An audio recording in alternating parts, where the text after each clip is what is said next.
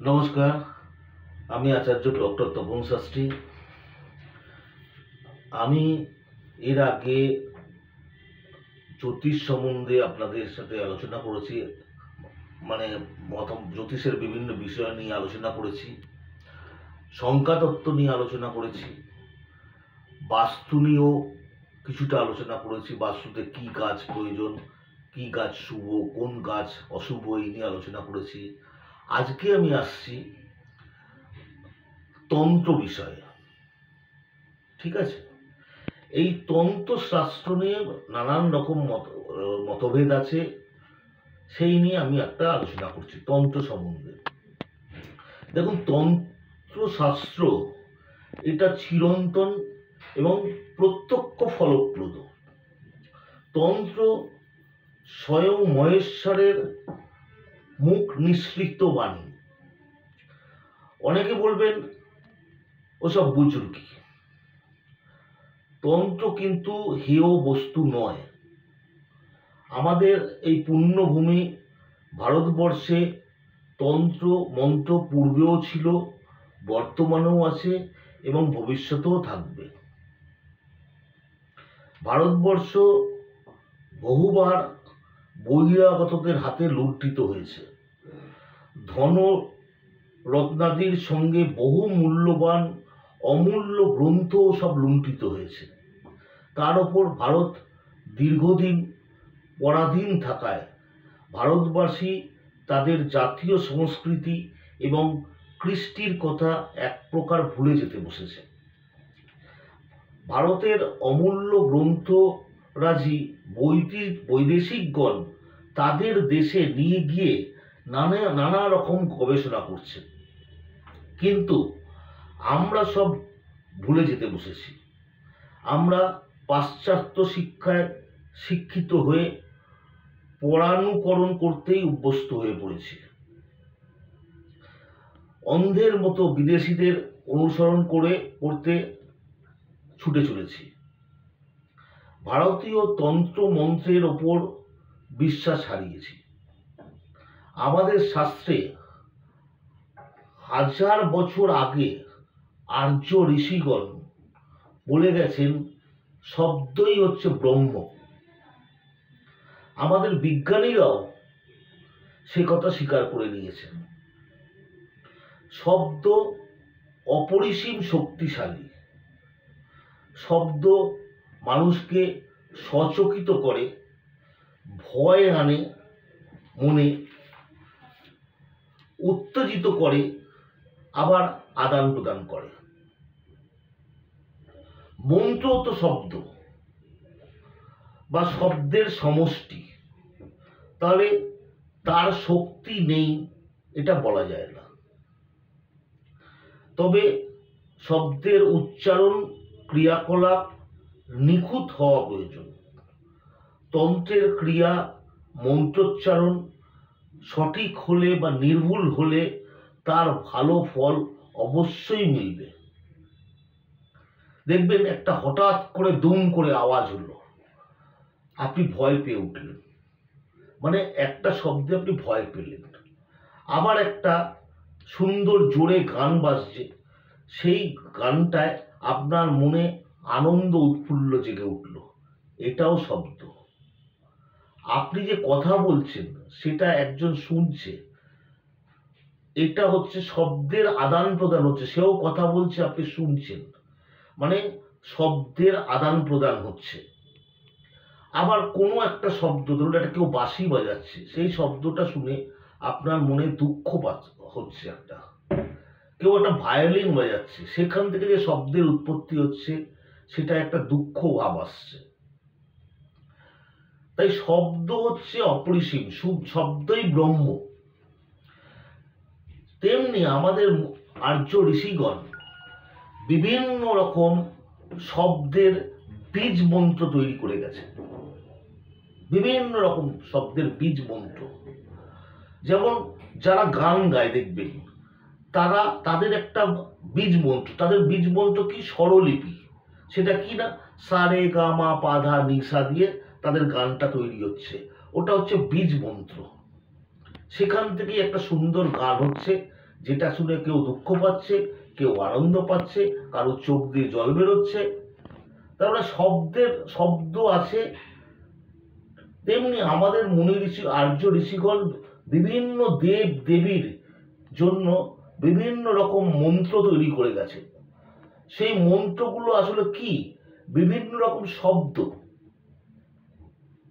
এই শব্দগুলো কিন্তু আমাদের শরীরে এফেক্ট করে। আমাদের যে চক্র আছে, 7টা চক্র আছে, মণিপুর চক্র, স্বাধিষ্ঠান চক্র, অনাহত চক্র, মূলাধার চক্র, বিশুদ্ধ চক্র, আজ্ঞা চক্র, সহস্রার চক্র। এই বিভিন্ন রকম শব্দ আমাদের এই চক্রগুলোকে কিন্তু এফেক্ট করে। এই শব্দ আমাদের কোনো চক্রকে খারাপ করতে পারে, আবার কোনো চক্রকে উজ্জীবিত করতে পারে। সুতরাং মন্ত্রের দ্বারা আপনি বিভিন্ন চক্রকে শোধন করতে পারেন, তাতে আপনার শরীর ভালো থাকবে। আবার আপনার কোনো গ্রহ খারাপ, তার জন্য যাদের সামর্থ্য নেই, পাথর পড়ার সামর্থ্য নেই বা কোনো প্রতিকার নেওয়ার সামর্থ্য নেই, তারা কিন্তু সেই গ্রহের জন্য সেই মন্ত্র যোগ করতে পারেন, বা তার বীজ মন্ত্র, যেটা আমরা বললাম স্বরলিপি, সারেগামা যেরকম থাকে, বীজ মন্ত্র আছে। প্রত্যেকটা মন্ত্র, ধরো এক একটা মন্ত্র বিরাট বড় হলো, তার একটা বীজ মন্ত্র থাকে খুব ছোট্ট, সেটা যদি জপ করেন তাহলে কিন্তু আপনারা বিভিন্ন রকম প্রবলেম থেকে মুক্তি পাবেন। ধরুন আপনার ছেলে পড়াশোনা করছে না, তার জন্য কি হবে? ধরুন সরস্বতীর যে বীজ মন্ত্র আছে, সেটা যদি তাকে বারংবার উচ্চারণ করানো হয়, তাহলে কিন্তু তার এফেক্ট করবে, মারাত্মক এফেক্ট করে। আজকে আমি খালি কয়েকটা রাশির বীজ মন্ত্র বলে দিচ্ছি, যাদের এরপর বিভিন্ন প্রবলেমের বিভিন্ন দেবদেবীর বীজ মন্ত্র বলে দেবো, বিভিন্ন রোগের বীজ মন্ত্র বলে দেবো, যেগুলো করলে কিন্তু ভালো ফল পাবেন। এবার ধরুন আমরা নাক দিয়ে নিঃশ্বাস নিচ্ছি এবং পরে ছাড়ছি, সেটা এই যে আমরা নিঃশ্বাস নিচ্ছি, এখানে কিন্তু আমার প্রাণবায়ু ভেতরে যাচ্ছে। এই প্রাণবায়ু যে আমাদের ভেতরে যাচ্ছে, এই আমরা বলছি প্রাণ বায়ু যাচ্ছে, এই বায়ুটা কিন্তু 5 রকম বায়ু, প্রাণ, অপান, সমান, আদান, ব্যান, এর মধ্যে 5 রকম বায়ু আছে। এই 5টা বায়ুর কিন্তু শরীরের 5 রকম কাজ আছে। তার মধ্যে একটা হচ্ছে প্রাণবায়ু, যে আমাদের ফুসফুসটাকে জাগিয়ে রেখেছে, আমরা এই দম নিচ্ছি। কোনো একটা বায়ু কি কাজ করছে? ধরুন আমার হাতটাই ভাঁজ হচ্ছে, এই মাসলটা যে ফ্লেক্সিবিলিটি আসছে, এটাও একটা বায়ু। আমাদের শরীরের যে বজ্র পদার্থ মলমূত্র ত্যাগ করছি, এটাও একটা বায়ু। আমাদের শরীরে যে রক্ত সঞ্চালন হচ্ছে, এটারও তো একটা বায়ু, প্রেশার দরকার, এটাও একটা বায়ু। এইটা নিয়ে অন্য এপিসোডে আলোচনা করবো। আমি মেনলি প্রাণবায়ু বললাম। এই প্রাণবায়ু আমাদের নাক দিয়ে যাচ্ছে। এর সাথে আমরা যখন মন্ত্র উচ্চারণ করছি, সেই মন্ত্র উচ্চারণের ভাইব্রেশনটাও আমাদের কিন্তু ভেতরেই যাচ্ছে। ঠিক আছে? আজকে আমি বিভিন্ন রাশির যারা জাতক জাতিকা, তাদের প্রত্যেকের জন্য আমি বীজ মন্ত্র বলে দিচ্ছি। তারা যদি রেগুলার জপ করে 3 বার, 5 বার, 7 বার, তারা কিন্তু ভালো ফল পাবে। ধরুন যারা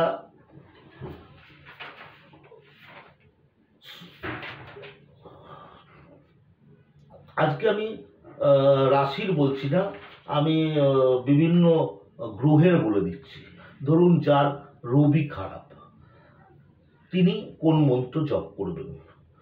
তার জন্য মন্ত্র হচ্ছে ওম হ্রিং হ্রিং সূর্যায় নমঃ।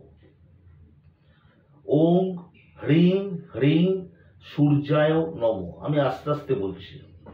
যার চন্দ্র খারাপ, যাদের কোনো অ্যাস্ট্রোলজার হয়তো বলেছে মনস্টোন পড়ুন বা মুক্ত পড়ুন, আপনি তার জায়গায় এই মন্ত্রটা জপ করতে পারেন, এবং মুক্ত পড়ার সাথে যদি এই মন্ত্রটা জপ করেন আরো বেশি এফেক্ট হবে। চন্দ্রের জন্য মন্ত্র হচ্ছে ওম ওইং ক্লিং সোমায় নমঃ।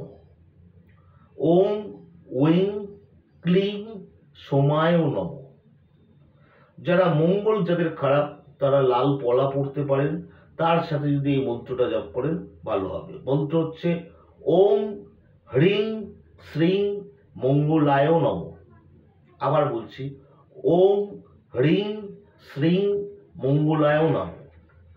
যাদের বুধ বা পান্না পড়ার দরকার তারা মন্ত্র উচ্চারণ করতে পারেন, ওম ক্রিং স্ত্রিং শ্রীং বুধায় নমঃ।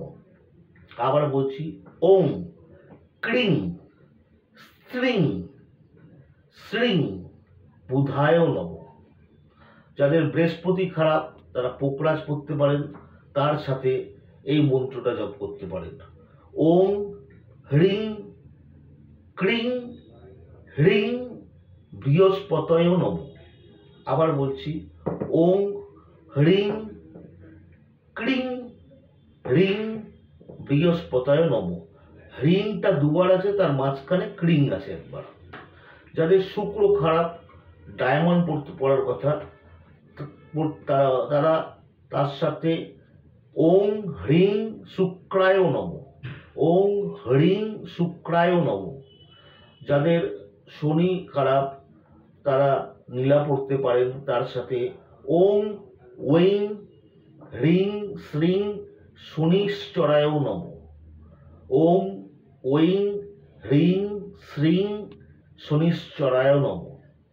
যাদের রাহু খারাপ তারা গোমেদ পড়তে পারেন, তার সাথে ওং ওইং হ্রিং রাহুবে নমঃ, ওং ওইং হ্রিং রাহুবে নমঃ। যাদের কেতু খারাপ তারা ক্যাটসাই পড়তে পারেন এবং তার সাথে ওং হ্রিং ওইং কেতবে নমঃ, ওং হ্রিং ক্রিং কেতবে নমঃ। আপনারা মন্ত্রটা যদি জপ করেন, বারংবার কিন্তু জপ করতে হয়। যদি জপ করেন, আপনি রেগুলার জপ করুন, আপনি 15 থেকে 20 দিনের 21 দিনের পর থেকে আপনি এর এফেক্ট ভালো মতো পেতে পাবেন এবং দেখবেন যে কত উপকার হচ্ছে এতে। ঠিক আছে, যদি ভালো লেগে থাকে তাহলে লাইক করবেন এবং পরিচিতদের শেয়ার করবেন এবং পরবর্তী ভিডিওগুলো দেখবার জন্য চ্যানেলটাকে সাবস্ক্রাইব করে রাখবেন। নমস্কার।